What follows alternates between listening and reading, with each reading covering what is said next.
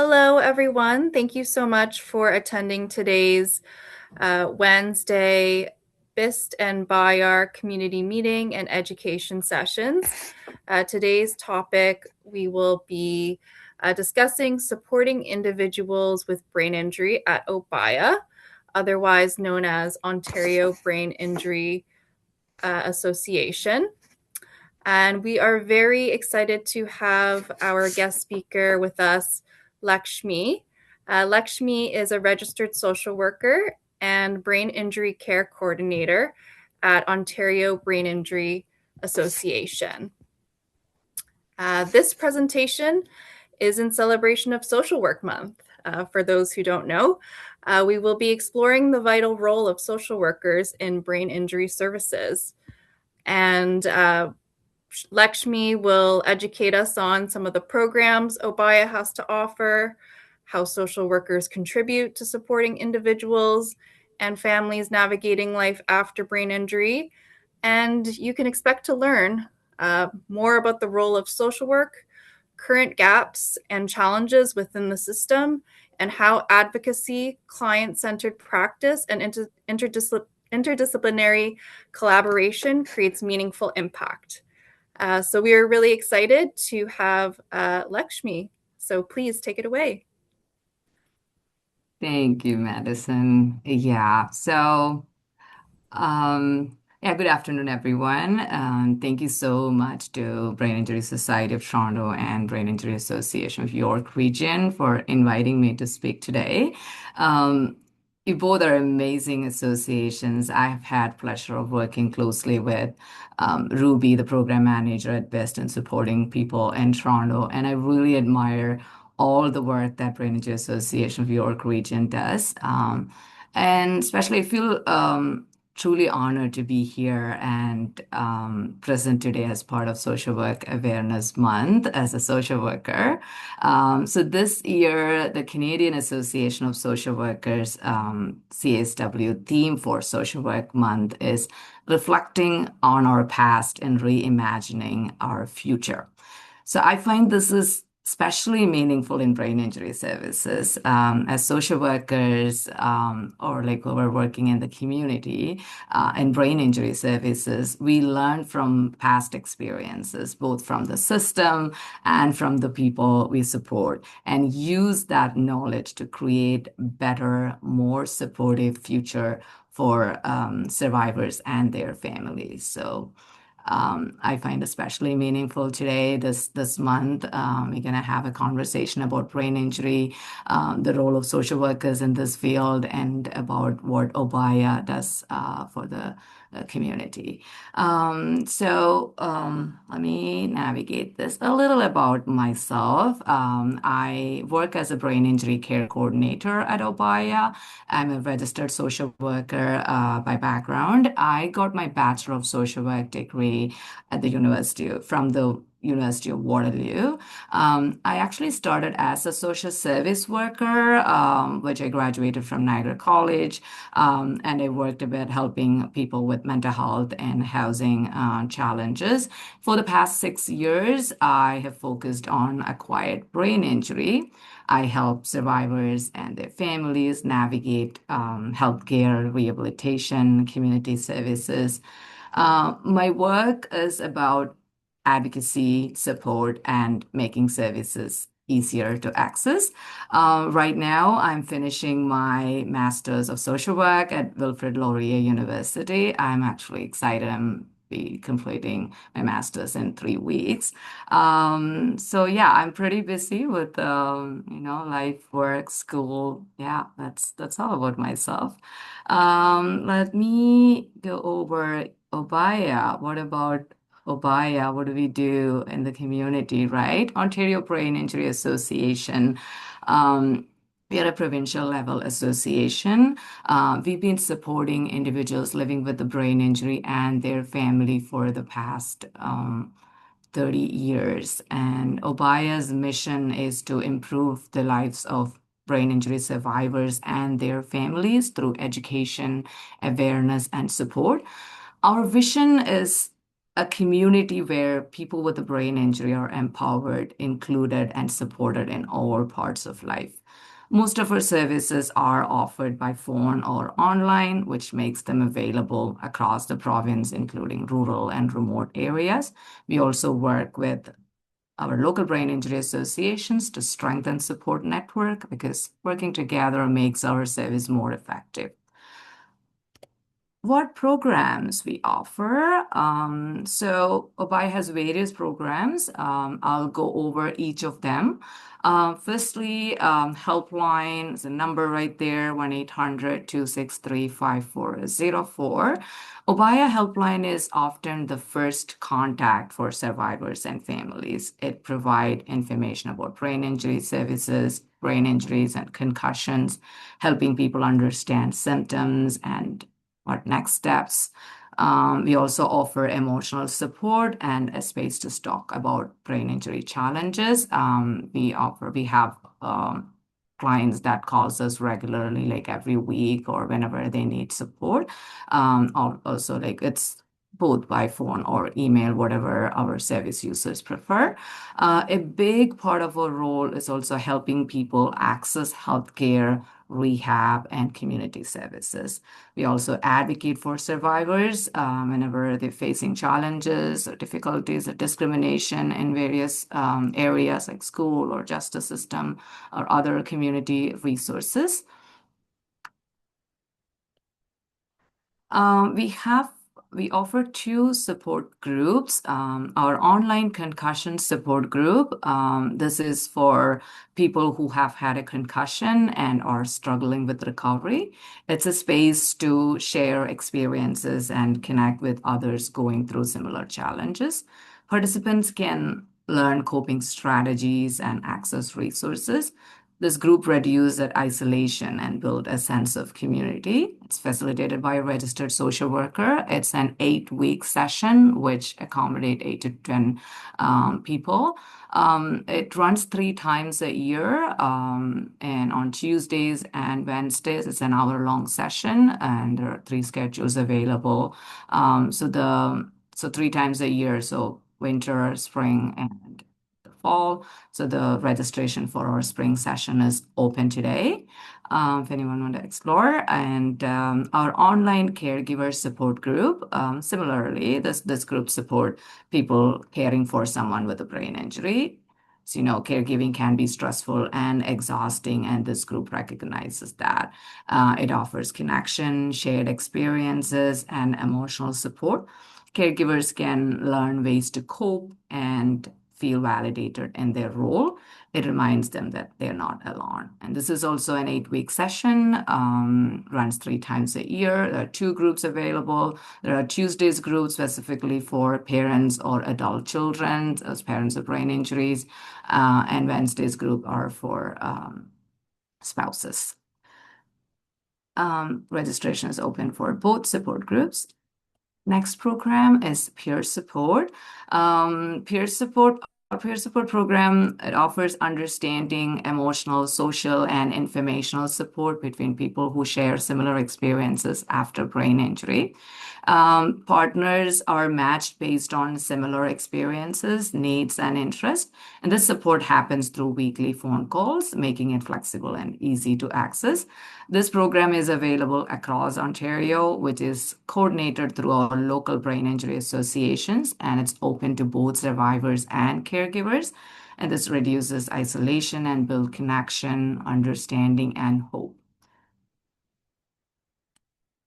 Our return to work program, this program supports people returning to work after a concussion or brain injury. It provides education, training, and personalized support.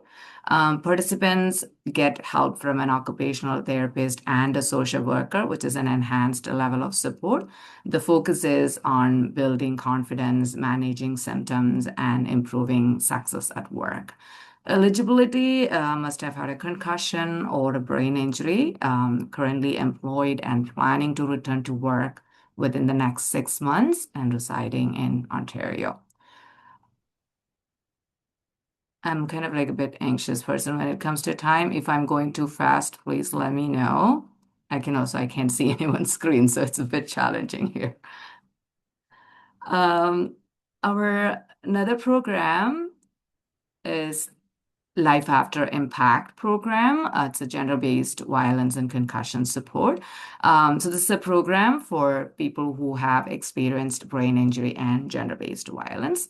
It uses a trauma-informed approach to support healing. It helps clients rebuild stability and after trauma and injury, strengthen independence, and also focus on financial well-being, including work and educational support. And the support include one-on-one support through occupational therapist, social worker, and a vocational specialist. There are group learning sessions, peer-led groups, and online trainings available. Um, oh, sorry.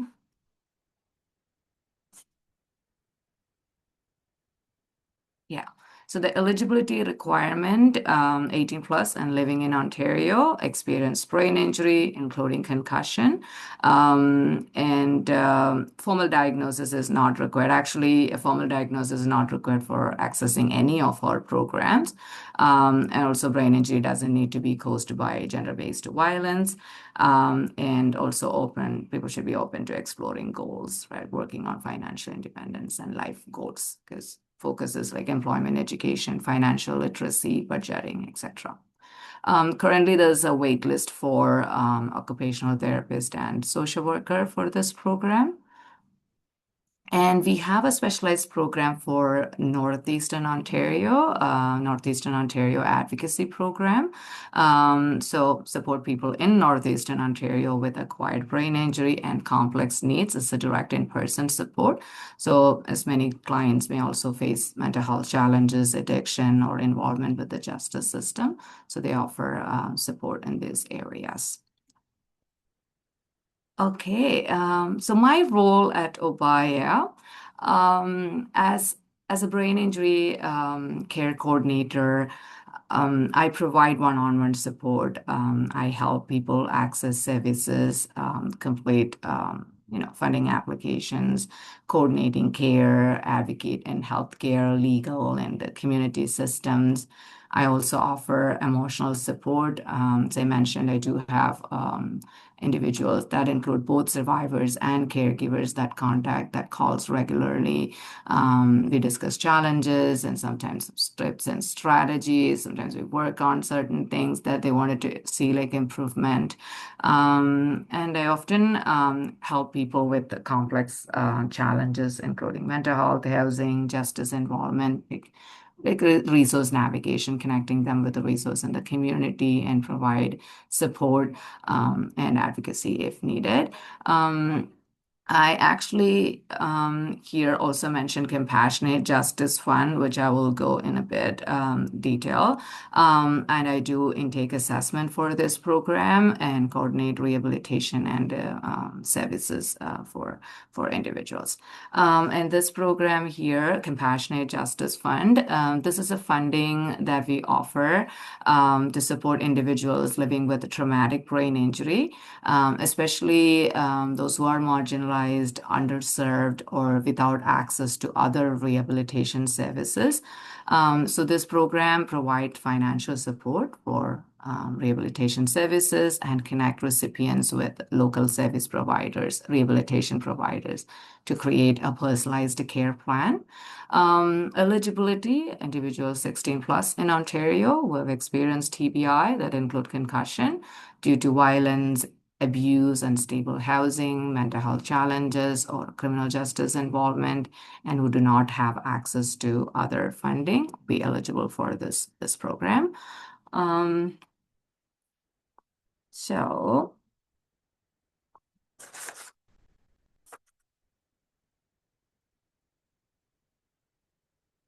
let's look into some of the challenges in brain injury services, right? So I mean, there are many challenges in brain injury field. I often say this to my clients, like, um, you know, sorry,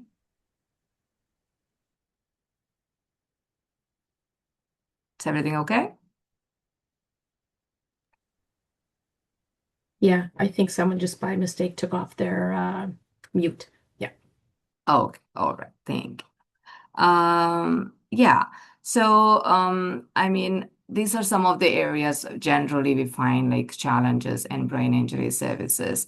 So first, access to services, of course. So many people, wait a long time for rehab or support services, and some communities have fewer services, so access so depend on location. Families often need help navigating healthcare, insurance and community support, which can be confusing and stressful at times. Um, and even in respect to awareness, because brain injury is often invisible. So symptoms may not be easily recognized. For example, like changes in mood, memory, or focus may go unnoticed, right? So education and awareness help people get support sooner and complex needs, right? So, survivors often need support in many areas at the same time, like mental health care, daily living, housing, returning to work or school. So, coordinated care, like long-term support, help people live independently and fully participate in their communities. So, even small improvement in access, awareness, and support these areas, it make a huge difference in people's life. And this is where I believe social workers play a key role. So yeah, why social workers are essential in brain injury field. I'd say, in regards to helping people where services are limited, right? Social workers connect people to the right programs, doing that. We have that skill sets, like assessing the needs of individuals and not just the physical cognitive needs, but you look into that psychosocial aspects and those areas that need that extra support and help them reintegrating back to the community or back to their life. So that way social workers connect people to the right programs, making services easier to access. We guide families on healthcare or insurance and community resources. Coordinating care is another area social workers are specialized in because brain injury affects many areas of life, right? So social workers coordinate care across services like mental health, housing, daily living support, finance related needs. Sometimes people dealing with legal stuff. So this understanding and connecting with the right support system or be there sometimes as a communication support, this ensures smoother transition, from hospital to community to their home. And advocacy and awareness is a huge piece here. And I myself see that a lot in my role, where people reach out for assistance and saying, like, there's no specialized services in advocating or sometimes people face a lot of challenges in accessing services since brain injury is invisible and finance related is huge, that level of support. So social workers raise that awareness about brain injury and advocate for fairer, more accessible services. So to see social workers can help people and families navigate life after this trauma by assessing needs, coordinating services, and providing emotional support. So they support clients through complex rehabilitation plans, connect them with the community, government resources, and help break overwhelming challenges into manageable steps. So this I'd say this like a holistic approach ensures that recovery is not limited to physical healing, but includes emotional well-being. Like I said, that psychosocial aspects to look into, and family stability and also long-term quality of care. By connecting, coordinating, and advocating, see social workers can make a real difference in the lives of people with the brain injuries as well as their families and their everyday life.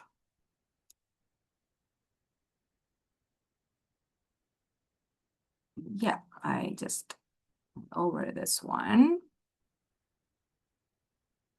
So, role of social workers at OBIA. Our team includes social workers and social service workers in every program.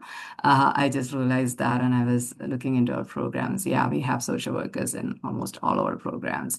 And we provide trauma-informed care to help service users feel safe, supported, and empowered. On the helpline, like I myself work on the helpline as well. So provide emotional support, help people navigating services, coordinate cases, and advocate for their needs. Support groups, both our support groups are led by social workers. I myself facilitate the caregiver support group, and the online concussion support group is also facilitated by a registered social worker. So that offering safe space to share experiences where social workers are skilled. And in the return to work program, our social workers support mental health, well-being, and confidence in people as people return to work.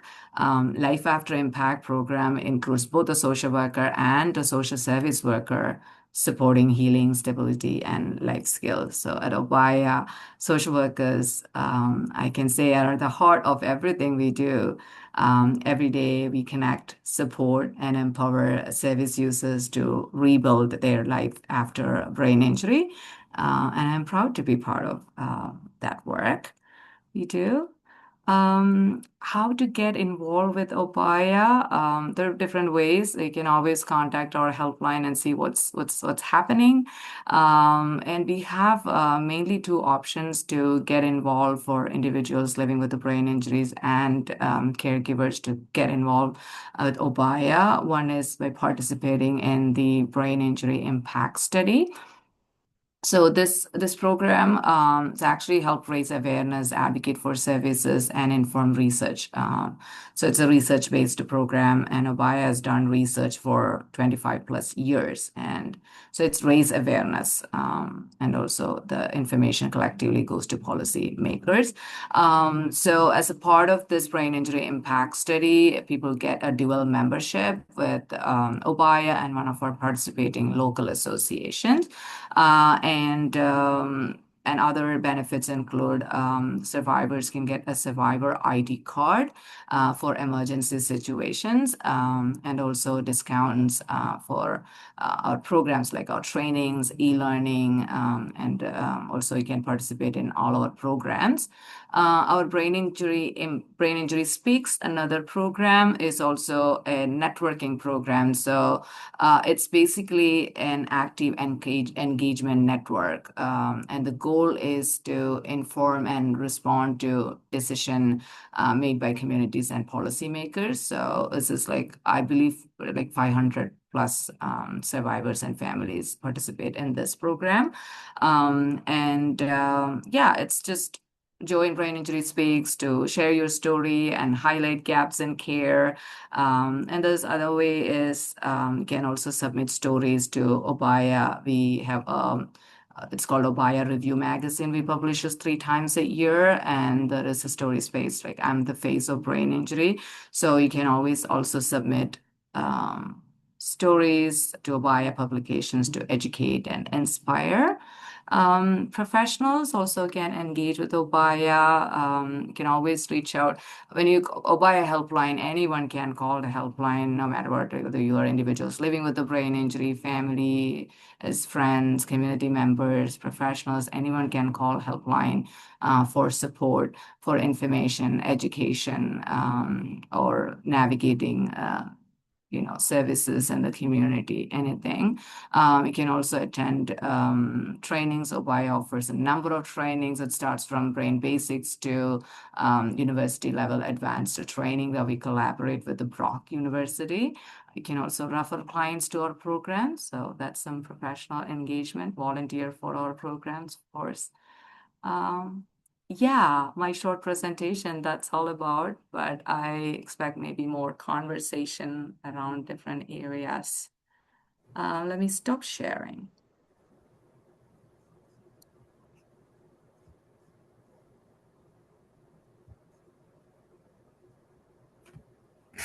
Um,